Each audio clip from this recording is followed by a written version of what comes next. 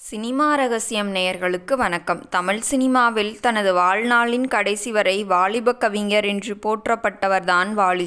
கவியரசர் கண்ணதாசன் உச்சத்தில் இருந்த காலகட்டத்தில் அவருக்கு போட்டியாக வந்தவர்.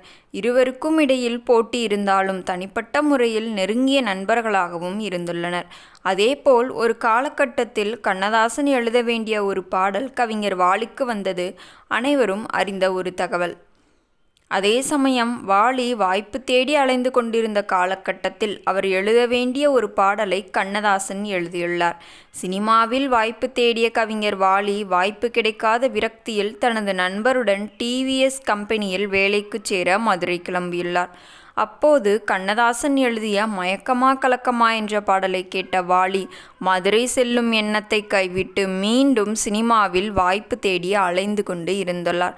அப்போது எழுத்தாளர் மாறா அறிமுகம் கிடைத்து அவர் வாலிக்காக பலரிடம் வாய்ப்பு கேட்டுள்ளார். அந்த வகையில் முக்தா ஸ்ரீனிவாசனிடம் சென்று அவர் இப்போது இயக்கு கொண்டிருந்த இதயத்தில் நீ என்ற படத்தில் பாடல் எழுத வாலிக்காக பேசியுள்ளார்.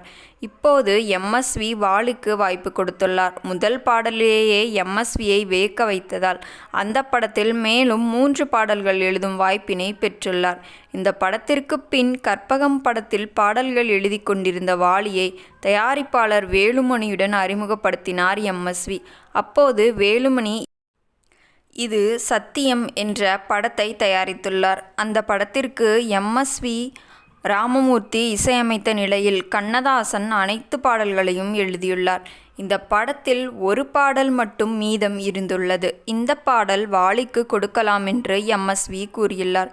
வாலியின் திறமையை குறித்து எம்எஸ்வி பெருமையாக கூறியதால் இந்த ஒரு படத்தில் ஒரு பாடல் கொடுத்து அவரது திறமையை வீணடிக்க வேண்டாம். அடுத்து எம்ஜிஆர் நடிப்பில் ஒரு கலர் படம் படகோட்டி தயாரிக்கிறேன். அதில் நான் வாலிக்கு ஒரு வாய்ப்பு கொடுக்கிறேன்.